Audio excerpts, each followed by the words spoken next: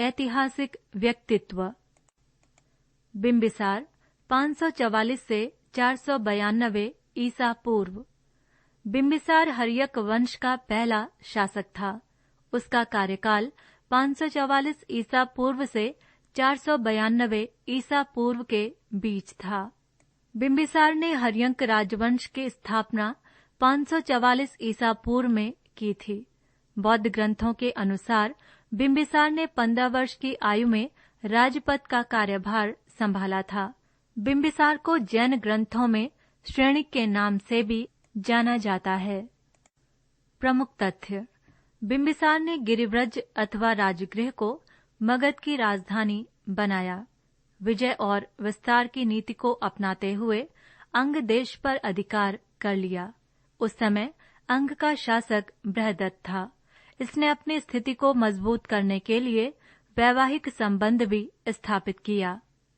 बिंबिसार ने पहला विवाह कोसलराज की पुत्री और प्रसेनजित्त की बहन कौशल देवी से किया।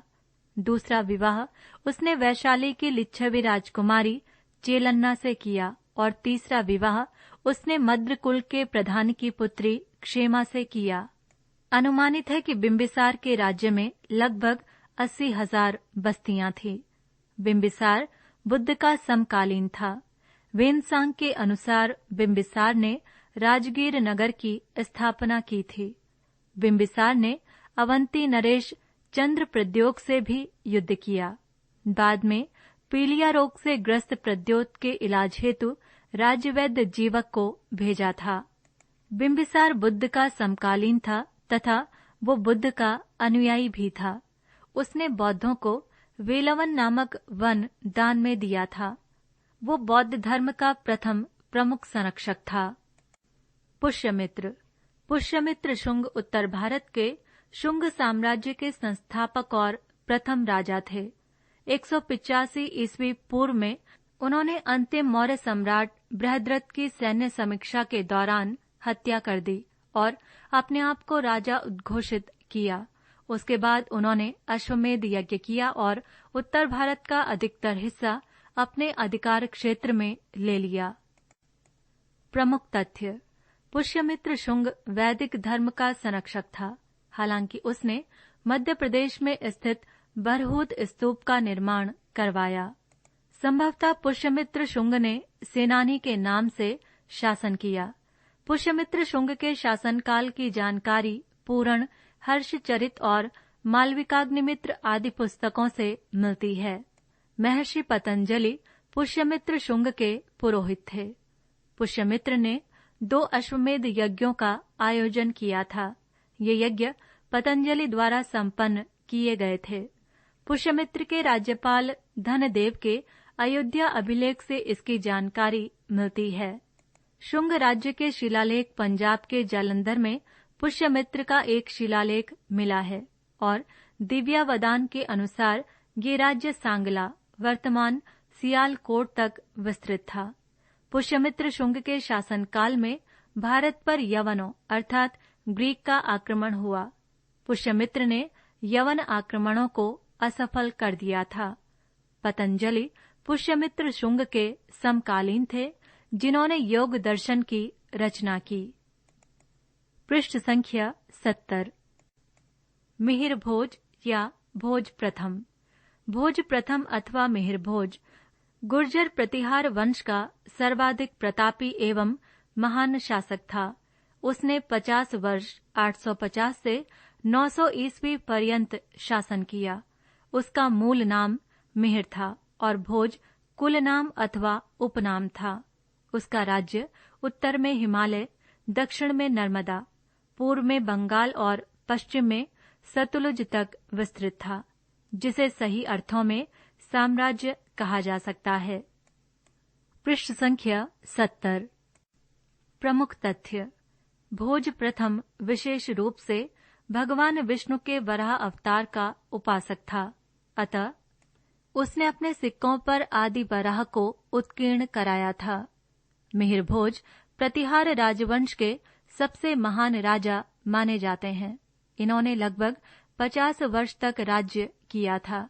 इनका साम्राज्य अत्यंत विशाल था और इसके अंतर्गत वे क्षेत्र आते थे जो आधुनिक भारत के राजस्थान, मध्य प्रदेश, उत्तर प्रदेश, पंजाब, हरियाणा, उड़ीसा, गुजरात, हिमाचल आदि राज्यों में हैं।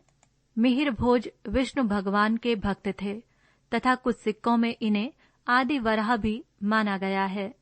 सम्राट मिहिर भोज ने 836 ईस्वी से 885 ईस्वी तक 49 वर्ष तक राज किया। मिहिर भोज के साम्राज्य का विस्तार आज के मुल्तान से पश्चिम बंगाल तक और कश्मीर से कर्नाटक तक फैला हुआ था। ये धर्म रक्षक सम्राट शिव के परम भक्त थे। स्कंद पुराण के प्रभास खंड में सम्राट मिहिर भोज के जीवन के बारे में विवरण मिलता है। 50 वर्ष राज्य करने के पश्चात वे अपने बेटे महेंद्रपाल को राज सिंहासन सौंपकर संन्यास वृत्ति के लिए वन में चले गए थे। अरब यात्री सुलेमान ने भारत भ्रमण के दौरान लिखी पुस्तक सिलसिले उत तुवारीख 851 ईस्वी में सम्राट मिहिर भोज को इस्लाम का सबसे बड़ा शत्रु बताया है। साथ ही मिहिर भोज की महान सेना की तारीफ भी की है। साथ ही मिहिर भोज के राज्य की सीमाएं दक्षिण में राजपूतों के राज्य, पूर्व में बंगाल के पाल शासक और पश्चिम में मुल्तान के शासकों की सीमाओं को छूती बताई हैं। संत पीपा जी। संत पीपा मध्यकालीन राजस्थान में भक्ति आंदोलन के प्रमुख संतों में से एक थे। वे देवी दुर्गा के भक्त बन गए थे। बाद के समय में उन्होंने रामानंद जी को अपना गुरु मान लिया। फिर वे अपनी पत्नी सीता के साथ राजस्थान के तोडा नगर में एक मंदिर में रहने लगे थे। प्रमुख तथ्य: संत पीपा जी का जन्म 1426 ईस्वी में राजस्थान में कोटा से 45 मील पूर्व दिशा में गगनौरगढ़ रियासत में हुआ था। संत पीपा जी काली सिंध नदी पर बना प्राचीन गांगरोन दुर्ग संत पीपा की जन्म स्थली रहा है। इनका जन्म विक्रम संवत 1417 चैत्र शुक्ल पूर्णिमा को खिंची राजवंश परिवार में हुआ था। वे गांगरोन राज्य के वीर, साहसी एवं प्रजापालक शासक थे। इनके बचपन का नाम राजकुमार प्रताप सिंह था और लक्ष्मीवती इनकी माता थीं। संत पीपा जी देश के महान समाज सुधारकों की श्रेणी में आते हैं। संत पीपा का जीवन व चरित्र महान था। इन्होंने राजस्थान में भक्ति व समाज सुधार का अलख जगाया। संत पीपा ने अपने विचारों और कृतित्व से समाज सुधार का मार्ग प्रशस्त किया।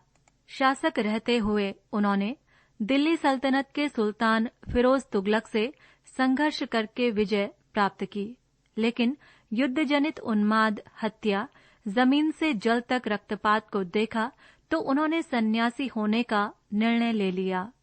पीपा जी ने रामानंद से दीक्षा लेकर राजस्थान में निर्गुण भक्ति परंपरा का सूत्रपात किया था।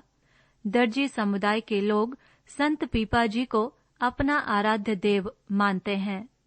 बाड़मेर जिले के समदड़ी कस्बे में संत पीपा का एक विशाल मंदिर बना हुआ है, जहां हर वर्ष विशाल मेला लगता है। इसके अतिरिक्त गांगरोन, झालावाड़ एवं मसूरिया, जोधपुर में भी इनकी स्मृति में मेलों का आयोजन होता है। संत पीपा जी ने चिंतावानी जोग नामक गुटका की रचना की थी, जिसका लिपिकाल संवत 1868 दिया गया है। पीपा जी ने अपना अंतिम समय टोंक के टोडा गांव में बिताया था और वहीं पर चैत्र माह की कृष्ण पक्ष नवमी को इनका निधन हुआ, जो आज भी पीपा जी गुफा के नाम से प्रसिद्ध है। गुरु नानक देव ने इनकी रचना इनके पोते अनंत दास के पास से टोडा नगर में ही प्राप्त की थी। इस बात का प्रमाण अनंत दास द्वारा लिखित परचई के 25वें प्रसंग से भी मिलता है। इस रचना को बाद में गुरु अर्जुन देव ने गुरु ग्रंथ साहिब में जगह दी थी। समाज सुधार की दृष्टि से संत पीपा जी ने बाहरी आडंबरों, कर्मकांडों एवं रूढ़ियों की कड़ी आलोचना की तथा बताया कि ईश्वर निर्गुण व निराकार है, वो सर्वत्र व्याप्त है। मानव मन में ही सारी सिद्धियां व वस्तुएं व्याप्त हैं। ईश्वर या परम ब्रह्म की पहचान मन की अनुभूति से है। राणा कुंभा। राणा कुंभा एक राजपूत शासक थे जो राजस्थान के सिसोदिया वंश के थे। कुंभ मेवाड़ के राणा मोकल और उनकी पत्नी शोभाया देवी का पुत्र था। 15वीं शताब्दी में राणा कुंभा राजपूत पुनर्जागरण के अग्रदूत थे। प्रमुख तथ्य। 13वीं शताब्दी की शुरुआत में अलाउद्दीन खिलजी की सेनाओं द्वारा आक्रमण किए जाने के बाद मेवाड़ ने इसका महत्व खो दिया। राणा हम्मीर पोते महाराणा मोकल की हत्या 1433 में उनके भाइयों, चाचा और मीरा ने की थी। हालांकि समर्थन में कमी के कारण चाचा और मीरा भाग गए और राणा कुंभा ने मेवाड़ की गद्दी को जीत लिया। प्रारंभ में राणा कुंभा को रणमल द्वारा सहायता प्रदान की गई, जो मंडोर के राठौड़ थे। हालांकि 1438 में राणा कुंभा ने उनकी हत्या कर दी। नवंबर 1442 में मालवा के सुल्तान खिलजी ने मेवाड़ पर कई हमलों की शुरुआत की। 26 अप्रैल 1443 को राणा कुंभा ने सुल्तान पर हमला किया और उन्हें मांडू लौटना पड़ा। सुल्तान ने मेवाड़ के आसपास के राज्यों पर कब्जा कर लिया। राणा कुंभा ने 1440 ईस्वी में मालवा और गुजरात की संयुक्त सेनाओं पर अपनी विजय के उपलक्ष्य में विजय स्तंभ की स्थापना की। राणा कुंभा अहमद शाह, जो कि गुजरात के शासक थे, और मोहम्मद शाह, जो कि दिल्ली के शासक थे, द्वारा महमूद खिलजी को हटाने के लिए सहायता प्राप्त थी।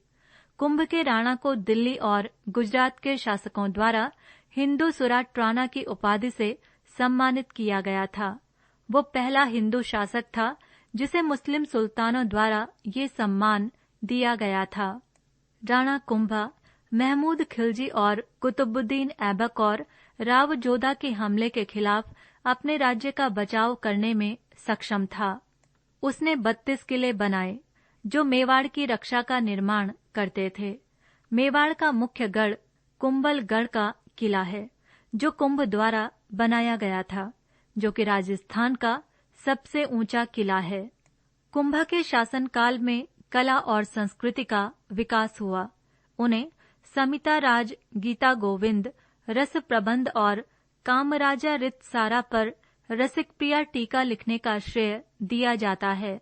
उनके शासनकाल के दौरान विद्वान अत्रि और उनके पुत्र महेसा ने चित्तौड़ कीर्ति स्तंभ की प्रशस्ति लिखी और काहन व्यास ने एकलिंग महात्म्य लिखा।